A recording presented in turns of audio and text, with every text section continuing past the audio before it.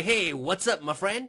In today's video, we're going to be talking all about breakouts, alright? So breakout is my favorite type of entry when trading the markets. And it's for two reasons. Number one, when you're trading breakout, it is very easy to know when you're wrong, right? For example, price breaks out higher out of the range, and then poof, it goes back into the range, and you know it's a false breakout, and you can just easily cut the trade. And the second reason is that when you're trading breakouts, you're trading momentum at the back of your trade. So sometimes the trade can just, go in your favor and with little to no retracement. And all you need to do is just trail a stop loss, and who knows, you could catch a big trend. So this is the two reasons why I love trading breakouts. And now I get, quite a bit of feedback from traders, right, where they say, Rayner, whenever I trade breakouts, I tend to be, getting a lot of false breakout. Is there a way to avoid it? And if you think about this, right, if you want to avoid false breakout totally, it's like saying, is there a way to trade the markets with zero losses? No, right? When trading, losses are just, the cost of doing business. And same for breakouts, right? When you're trading breakouts, false breakout is something that you have to deal with. But that's it, right? In today's video, I'm going to share with you practical trading tips, right? On when is the worst time to be trading breakouts and when is the best time to be trading breakouts. So all this and more in today's video. I'll see you there.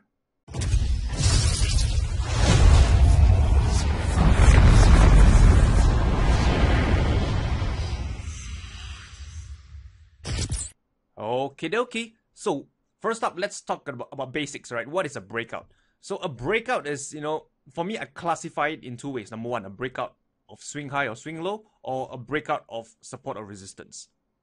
So let me explain, right? A breakout of a swing high or swing low looks something like this. In the markets, there are swings in the market. And how I define swing high and lows is like this. For example, this is a swing low in the market, then price traded lower. Another swing low, price broke below the swing low. This is another swing low, and price traded below the swing low. Another swing low here, and price traded below the swing low. So the swing low is like so-called, a mini version of support and resistance. They are not as significant, but it's pretty obvious on the charts when you identify a swing high or lows in the market. So in this example, this is a swing high, then price traded above the swing high. Another swing high here, price traded above it. So yeah, right. Trading breakouts, you can either trade the break of the swing high or swing lows, or you can trade the break of support or resistance, which is something more like this. So resistance in the market is an area where there will be potential sellers coming in. So in this chart, this is an area of resistance, right? Price tested once, tested twice, and this was actually, an area of resistance, and then price break and close above it. So this is a breakout of resistance, right? A slightly different from a breakout of a swing high, because a resistance is a much more respectable area, and it's obvious on your charts when you have identified key areas of support and resistance. So there are two ways to go about it: a breakout of the swing high, swing low, or the breakout of support resistance. So now let's talk about when you should avoid trading breakouts, right? First thing first, you don't want to be trading breakout against the trend, and you don't want to be trading breakout when the market is far from structure. Let me explain. Trading against the trend is, I would say, it's quite logical that you don't want to do this, right? Because if the trend is basically, your friend, right? You've heard the saying, right? The trend is your friend till it bends. So let's see why the trend is actually, puts you in a much more favorable position. Because think about this. You notice that there is a downtrend right here, right? You see this series of lower highs, lower highs, lower highs, lower highs. So when you are trading with the trend, this means that in this example, you are preferably looking to get short. And if you are looking to get short, you can see that the move towards the downside is much more sustained, right? Look at this downside movement here, this downside movement, this downside movement, this downside movement, right? They are pretty much stronger and last longer. Whereas compared to someone who wants to trade against the trend, right? Where they're looking to get long. Look at the long traders who are going long in these markets. Look at the kind of move that result from it, right? This is the up move, right? Very short, very limited. This is the up move, this is the up move, and this is the limited up move over here, right? Let's consider this as, one move.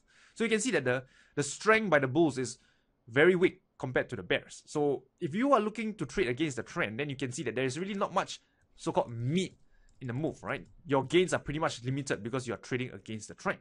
So likewise, if you want to trade breakouts, I would strongly discourage you, right? Or strongly advise you not to trade against the trend, right? Because for example, you see over here, there's the area of resistance, and let's say you're looking to trade the breakout higher, right? I would say chances are this breakout isn't really going to go very far, because after all, you're trading against the trend. What is likely to happen is that even if it does break out, you would trade higher before it collapses lower, giving you a false breakout over here. So beware of trading against the trend, whether you're trading breakouts, pullback, or or whatever entry techniques. This usually isn't really the best ideal situation to be trading. Okay, so that's one. Number two, far from structure. What does it mean, right? Look at this example. Let's say this chart, right? This is the pound Aussie 4-hour time frame. But bear in mind, right? Whatever market you're looking at, whatever time frame, the principles are essentially the same, right? Whether it's a 4-hour, the daily, the weekly, the hourly, they are the same. So just apply and learn the principles, and don't really care too much what market or time frame this is, right? But nonetheless, right, in this market, we have a very nice uptrend. And at this point in time, you see that price has traded at this point so high. And traders will look at this chart and say, oh, wow, Rayner, look how bullish this is, right? I better get long, right? Before, price trades higher without me. So you get long, right? You get long at this high over here. But what is the problem with this? By going long, let me get rid of the lines. What's the problem with going long at this high over here? Think about this. The thing is, where are you going to put your stop loss? Or should I say, where is a logical place for you to put your stop loss? Well, you're not going to put anywhere here, here, or here, right? Because there is no structure to lean against. The nearest structure that comes is this high over here, previous resistance, with a possibility of becoming support. So this level is the one that you need to lean against to place your stop loss. And of course, you don't want to be putting exactly at this level as well, because price could just come into this level and bounce higher. So chances are, you need to put your stop loss somewhere below here, right? A rough estimate. So let's do this once more. So let's say you go long over here, your stop loss is say somewhere here. From here all the way to here, this is your stop loss. So the size of your stop loss is very large, right? Compared to the magnitude of the move previously, the size of this stop loss is, very big compared to this, this recent move. So when you have a very large stop loss, what happens? You're going to get a poor risk to reward, right? Because price have to move an equal distance, which is this much. It has to move an equal distance, this much in your favor, before only attaining a one-to-one risk to reward. So you can see, right, having a large stop loss gives you a poor risk to reward. So usually, most of the time, or I would say 99% of the time, I don't really want to deal with absolutes, because there are certain times in the market where traders who can be successful, doing this kind of trading approach. But I would say, I would discourage you to trade breakouts when it's far away from structure. All right, because of the fact that you need to have a very large stop loss, and it gives you a very poor risk to reward as a result of it. Okay, so that's it. How do you identify, high probability trading breakouts, or rather, how do you trade breakouts like a pro?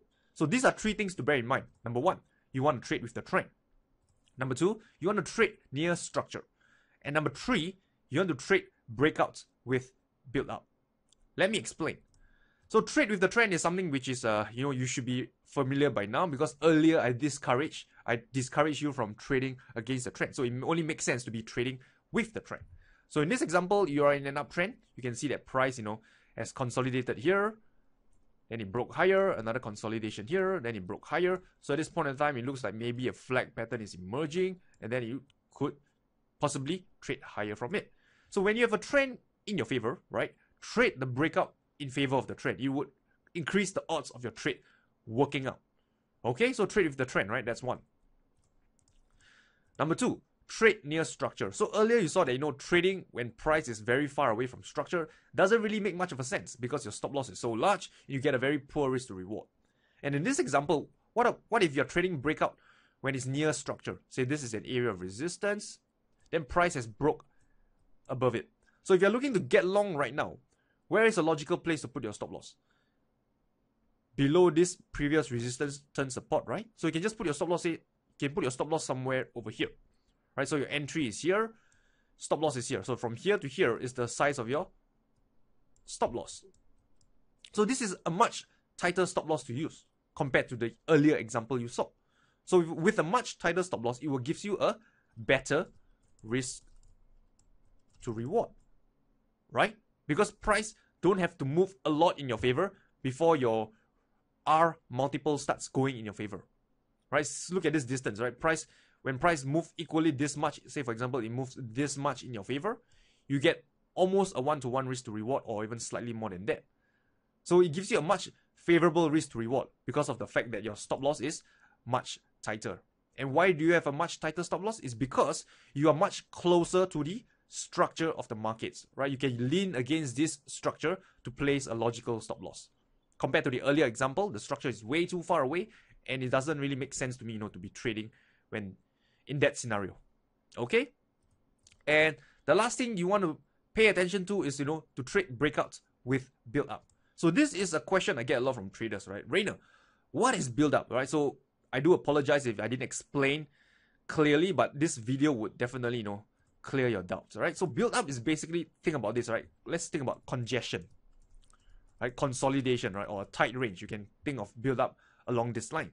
So in this example, you see that we have a trend going in our favor, uptrend, and this is an area of resistance, right? Then over here, we have this build-up over here, right? Consolidation over here. So a lot of traders will look at this chart and say, oh, Rayner, right? Price is consolidating near resistance. I'll look to get short, right? They go short, say, for example, somewhere in the middle of the range, get their stop loss above this high over here. So that's what they'll do, right? Because at resistance, right, it makes sense to go short. But think about this. Think deeper. If price is consolidating at resistance over here, what does it tell you? You know that resistance is an area where there is, potential sellers who will come in and push price lower. For example, over here, right? The sellers came in and pushed price lower. But in this example, price is consolidating at this area of resistance. Where are the sellers? Why aren't they pushing price lower? Why is that? Think about this, my friend. And the reason why the sellers are not pushing down the prices could be one of two things. The sellers are no more, right? The sellers are no longer there. That's one. Or number two, there are buyers, right? Equally strong buyers who are willing to buy at these higher prices. They're willing to bid at these higher prices. So no matter which scenario it is, whether is it number one, there's no more sellers, or number two, there is strong buyers over there, it doesn't look good for traders who are looking to short.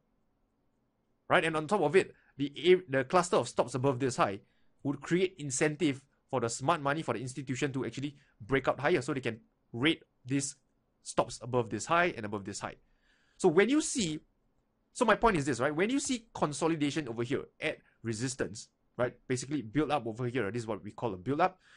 Build up just in front of area of resistance. This is a sign of strength, right? I repeat, this is a sign of strength. When you see build up at area of support and resistance, a sign of strength. So for example, this scenario, right? I'll be looking to get long when price trades above this high and get my stop loss, for example, just say somewhere here, right? 2 ATR would be fine. So this is something to look out for, right? Look through your charts, look through at, when price approach support and resistance area. Ask yourself, what happens if there is a consolidation at support and resistance area? Does it improve the odds that a breakout will succeed, right? Do this research on your own and you'll be amazed at the results that you find, right? So this is the thing to look out for. Trade breakouts with build up, and this would really improve the quality of breakout setups that you're taking. And on top of, the earlier two tips I shared with you, right? Trading with the trend and trading near structure. So let's do a recap, right? What have you learned today? You've learned, basically what is a breakout. You've learned when not to trade breakouts, right? You don't want to trade breakouts when you're trading against the trend and when it's far away from structure. You want to be trading breakouts when you're trading with the trend, when you're trading near structure, and when you're trading breakouts with build up. Okay? So let's talk a little bit more in depth about build up. So for example, when price approaches this area of resistance, this is what we call a build up. And when price approaches this area of support, this over here is what we call a build up. Okay? So I hope this video has basically, shared with you great insights on how to trade breakouts successfully. So if you have any comments, any feedback, feel free to let me know in the comment section below. With that, right, if you have enjoyed this video, feel free to hit the subscribe button below and you'll always stay updated to my latest videos. With that, I wish you all good luck and good trading. Talk to you soon.